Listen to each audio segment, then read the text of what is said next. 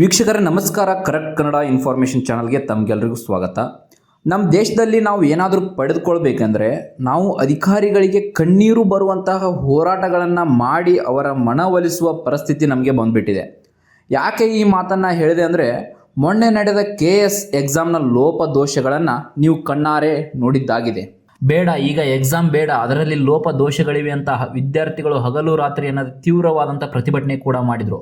ಆದರೆ ಅದರ ಪ್ರತಿಫಲವಾಗಿ ಸ್ಟೇಷನ್ನಲ್ಲಿ ವಿದ್ಯಾರ್ಥಿಗಳು ಪೊಲೀಸರ ದರ್ಪ ಹೇಗಿರುತ್ತೆ ಎಂದು ಕೂಡ ಅನುಭವಿಸಿದರು. ಆದರೆ ಎಕ್ಸಾಮ್ ಮಾತ್ರ ಮುಂದೆ ಹೋಗಲೇ ಇಲ್ಲ.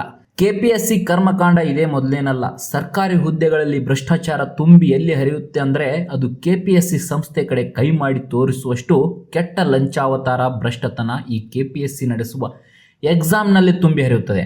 ಯಾಕಂದರೆ ಸಾಕಷ್ಟು ವರ್ಷದಿಂದ ಕಿವಿಯಾರ ಕೇಳ್ಕೊಂಡು ಬರ್ತಿದ್ದೇವೆ, ಗೌರ್ನಮೆಂಟ್ ಎಕ್ಸಾಮ್ನಲ್ಲಿ ಹಾಗಾಯಿತು, ಅಷ್ಟು ದುಡ್ಡು ತೊಗೊಂಡು ಈ ಜಾಬ್ ಪಡ್ಕೋತಾರಂತೆ, ಈ ರೀತಿಯಾಗಿರ್ತಕ್ಕಂಥ ಸಾಕಷ್ಟು ಆರೋಪಗಳನ್ನು ನಾವು ಕೇಳ್ತಾನೆ ಬರ್ತಿದ್ದೇವೆ.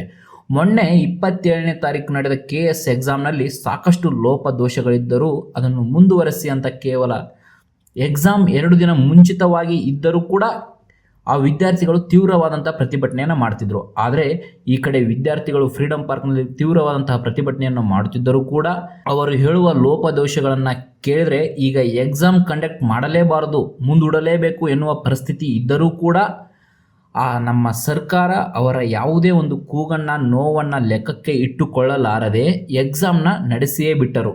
ಆದರೆ ವಿದ್ಯಾರ್ಥಿಗಳ ಅದೃಷ್ಟವಶಾತ್ ಅಥವಾ ವಿದ್ಯಾರ್ಥಿಗಳ ಆಸೆಯಂತೆ ಎಕ್ಸಾಮ್ ಮತ್ತೆ ನಡೆಸಿ ಅಂತ ಮಾನ್ಯ ಮುಖ್ಯಮಂತ್ರಿಗಳಾದಂತಹ ಸಿದ್ದರಾಮಯ್ಯನವರು ಟ್ವೀಟ್ ಮೂಲಕ ತಿಳಿಸಿದ್ದಾರೆ.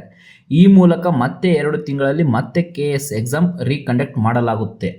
ಈ ರೀತಿಯಾಗಿರುವಂತಹ ಬೆಳವಣಿಗೆ ಇದು ಸದ್ಯಕ್ಕೆ ವಿದ್ಯಾರ್ಥಿಗಳ ಗೆಲುವಾದರೂ ಕೂಡ ಒಂದು ರೀತಿ ನೋಡಿದರೆ ವಿದ್ಯಾರ್ಥಿಗಳಿಗೆ ತೊಂದರೆ ಆಗುತ್ತದೆ. ಯಾಕೆಂದರೆ ಒಂದು ಬಾರಿ ಎಕ್ಸಾಮ್ ಬರೆಯೋಕ್ಕೆ ಅವರು ಮಾಡಿರುವ ವೆಚ್ಚ ಮತ್ತೊಮ್ಮೆ ಅವರು ಮಾಡಬೇಕು. ಅದನ್ನೇ ಮೊದಲೇ ಎಕ್ಸಾಮ್ ಮುಂದೂಡಿಕೆ ಮಾಡಿ ಸರಿಯಾಗಿ ಪ್ರಶ್ನೆ ಪತ್ರಿಕೆಯನ್ನು ನೋಡಿ ಸರಿಯಾದ ಸಮಯಕ್ಕೆ ಎಕ್ಸಾಮ್ ಮಾಡಿದ್ದರೆ ಈ ಪರಿಸ್ಥಿತಿ ಬರುತ್ತಿರಲಿಲ್ಲ. ಹಾಗೂ KPSC ಮೇಲೆ ಯಾವುದೇ ಒಂದು ಎಕ್ಸಾಮ್ನ ಆರೋಪ ಕೂಡ ಮಾಡುತ್ತಿರಲಿಲ್ಲ.